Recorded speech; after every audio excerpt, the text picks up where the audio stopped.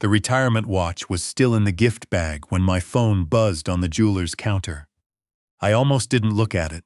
I was busy telling the young woman behind the glass that the engraving needed to say, 40 years well spent, because that's what my son-in-law had told father wanted. Something meaningful, something a man could pass down. I was doing something kind. That's the part that still gets me, even now. I was doing something kind when everything started to fall apart. The text was from a number I didn't recognize. No area code I knew, just 10 digits and 3 sentences that made my chest go cold. Don't go to the signing. They've been lying to you for months. Get out of the building before Thursday. I stood there with the gift bag in one hand and my phone in the other, and I didn't move for a full minute. The young woman asked if everything was all right. I told her yes, wrap it up, I'll be back tomorrow. I drove home on autopilot. I don't even remember the route. My name is Leonard. I'm 68 years old. I spent 34 years building a mid-sized lumber and building materials company out of a small operation my father left me in Barrie, Ontario. When he died, the business had 4 employees and a rusted flatbed truck. When I decided to step back last spring, we had contracts across 3 provinces, 61 full-time staff, and a reputation in the industry that I was genuinely proud of.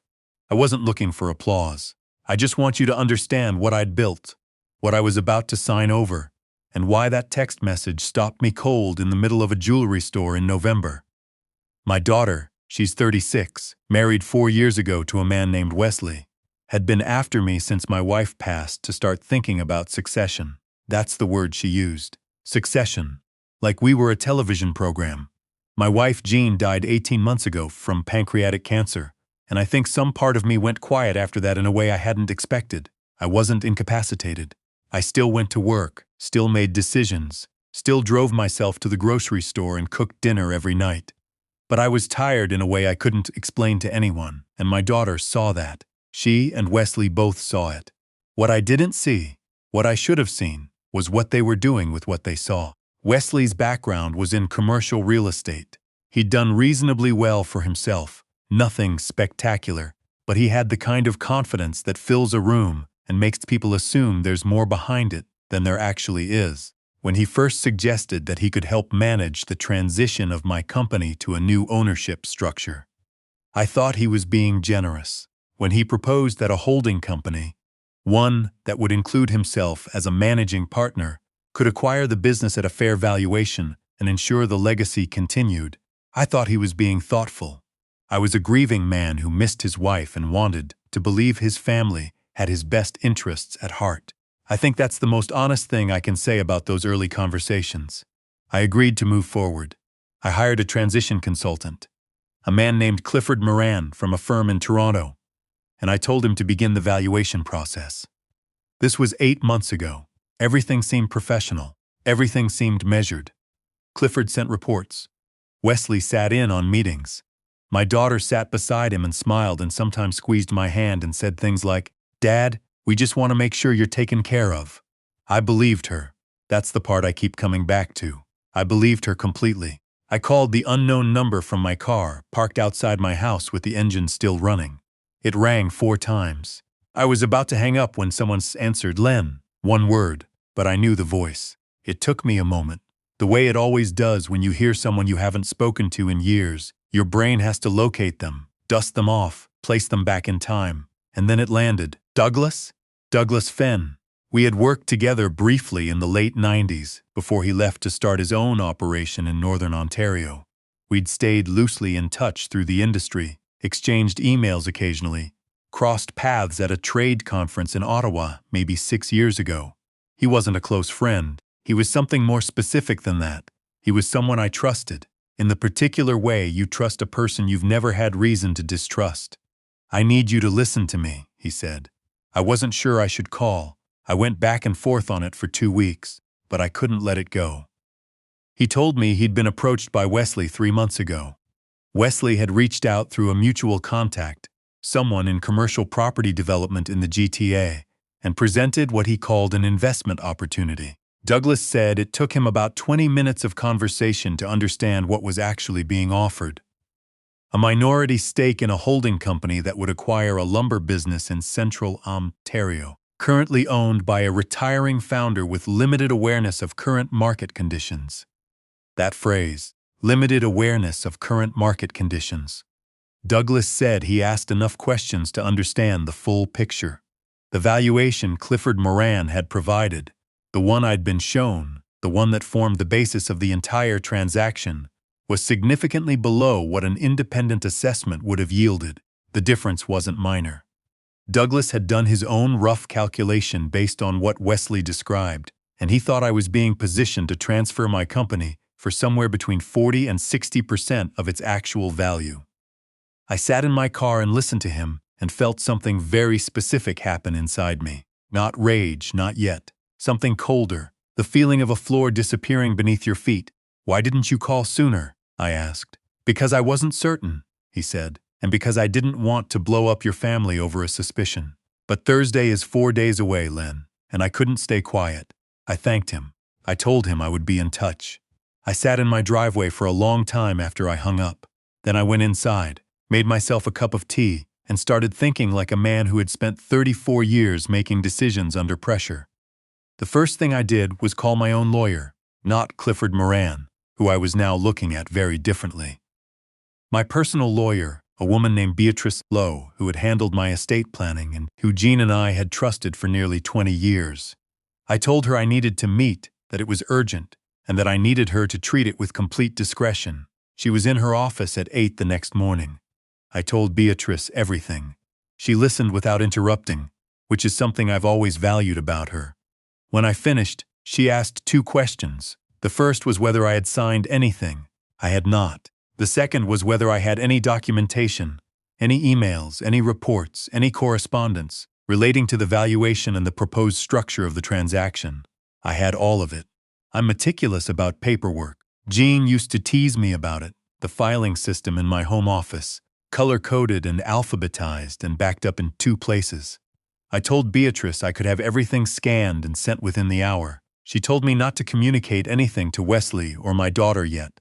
She told me to act normally. She told me she would have a preliminary assessment by the next afternoon. Acting normally was harder than I expected.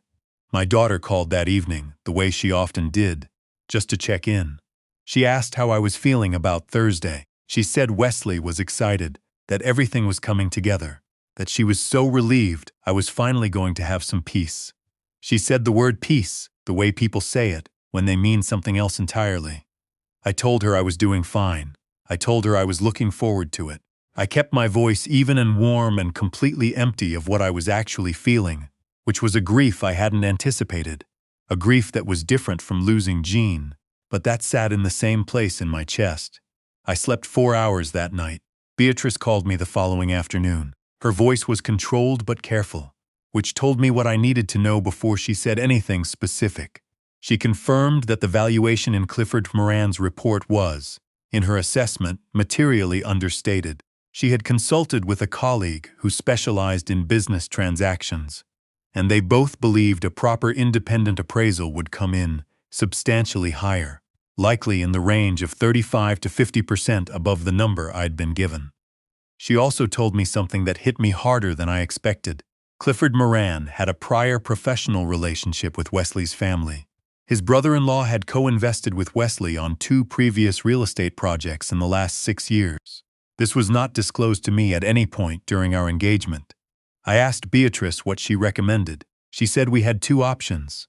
We could withdraw from the transaction immediately and pursue legal remedies, or we could proceed carefully, not with the original transaction, but with a corrected one, once I had independent verification of value and full disclosure of all relationships. The second option, she said, would give me more information and more leverage. It would also, potentially, give my daughter a chance to understand what was happening and decide who she actually was in this situation. I thought about that for a long time.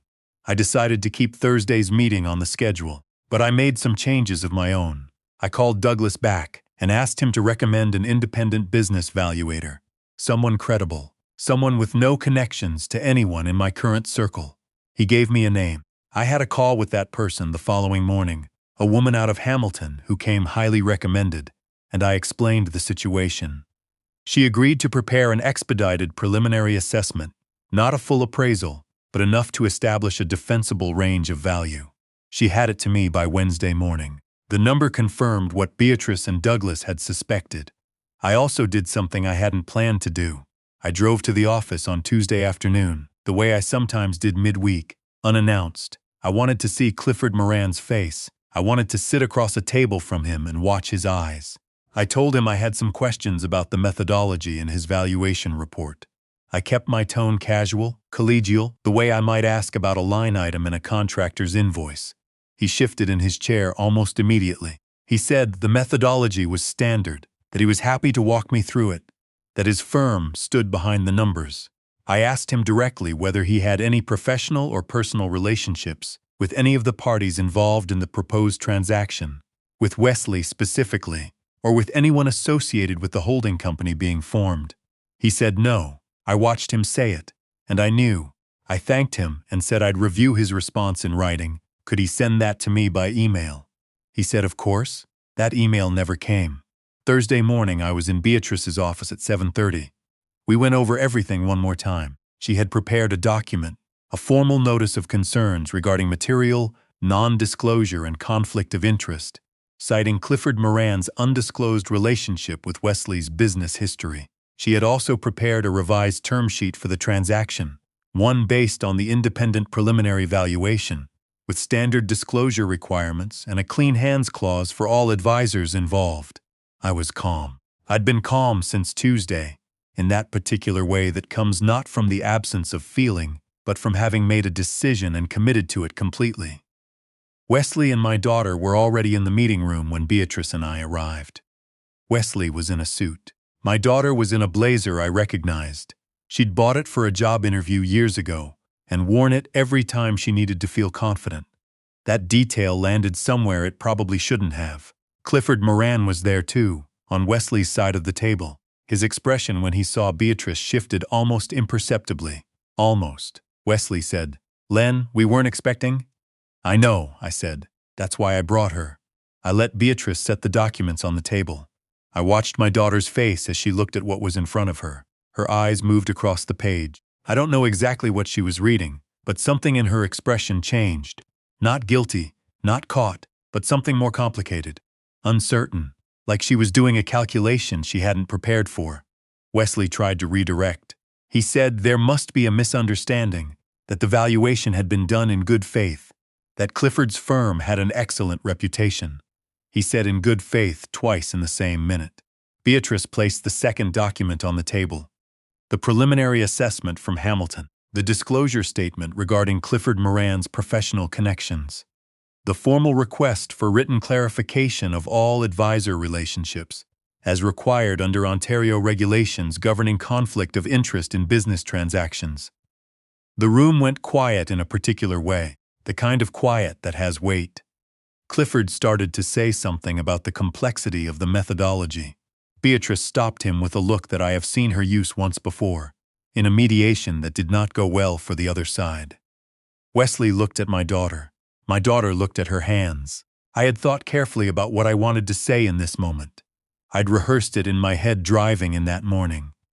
But when it actually came, when I was sitting across from my daughter in that room, what I said was simpler than anything I'd planned. I built that company when I was 34 years old, and your grandfather gave me an old truck and told me to figure it out, I said. Your mother watched me build it. She sat at the kitchen table with me on a dozen nights when I thought we were going to lose everything, and she told me to keep going. I was going to hand it over to protect the legacy of what she and I built together. I need you to understand that. My daughter didn't say anything. Her eyes were wet. I don't know if that was guilt or grief or something in between. Maybe it was both. Wesley said they needed time to consult their own counsel. Beatrice told them they had 30 days, and that she would be filing a formal complaint regarding Clifford Moran's undisclosed conflict of interest with the relevant professional body in Ontario. She said it pleasantly, the way she says most things. We left. In the elevator going down, Beatrice said, "You did well." I said, "I don't feel like I did." She nodded. "That usually means you did it right." The formal complaint against Clifford Moran was filed the following week. His firm offered no defense of the non-disclosure. He voluntarily surrendered his registration with the Canadian Institute of Chartered Business Valuators, pending the outcome of the review. His brother-in-law and Wesley quietly dissolved their co-investment arrangement. I'm told this through Beatrice, not through Wesley, who has not contacted me directly since that Thursday. My daughter called me 3 weeks later. She called on a Sunday evening, which is when she's always called, since she was a teenager with her own phone and I was the last person she'd check in with before bed. It was a small thing that used to make me feel close to her. I didn't know if I still felt that way. She said she hadn't known about Clifford Moran's connection to Wesley. She said that with conviction, and after thinking about it carefully, I believe her, not because I'm a trusting person, I've learned not to be, but because there was something specific in the way she said it, something that matched the expressions on her face in that meeting room. Uncertain, not caught. Uncertain, those are different things. She did know the valuation was lower than she expected. She told me that. She said Esley had explained it as market conservatism, that the industry was in a transitional period, that the numbers were prudent. She said she had accepted that because she didn't know enough to question it, and because she wanted to believe him, and because wanting to believe the people you love is something she got from me. I didn't have a response to that last part. Not a quick one. What I told her was that I wasn't ready to have the full conversation yet, that I needed time, that I loved her, which is true, and that I was angry with her, which is also true, and that both things could exist at once. She said she understood. I think she did. The company, my company, Jean's and my company, is still mine. The transaction didn't close. I have since engaged a different transition consultant, one vetted by Beatrice, with full written disclosure of all relationship and no prior connections to anyone involved. The new valuation came in at a number that made the original look almost comedic, if you're the kind of person who finds that funny, which I am not. I haven't decided what I'll do with the business yet. Maybe I'll sell it on proper terms. Maybe I'll bring in a management team and stay involved. Maybe I'll find someone in the company, someone who's been there a long time, someone I trust in the way you trust a person you've never had reason to distrust, and figure something out together. I called Douglas Fenn the week after the Thursday meeting to thank him properly. He said he'd just done what anyone should do. I told him most people don't. There's a retirement watch still sitting in a gift bag in my hall closet. I never went back for the engraving. I'm not sure I will. Some things you leave undone for a while, and then one day you either finish them or you understand why you couldn't. I'm still working on which one that is. What I know is this. Jean used to say that the measure of a life isn't what you accumulate, it's what you refuse to give away. I thought she was talking about money, about property, about things you could put a number on. Standing in that elevator after Thursday's meeting, I finally understood what she meant. Some things have a value that doesn't show up on any assessment. You have to know what they're worth before someone else decides for you. I knew, just in time.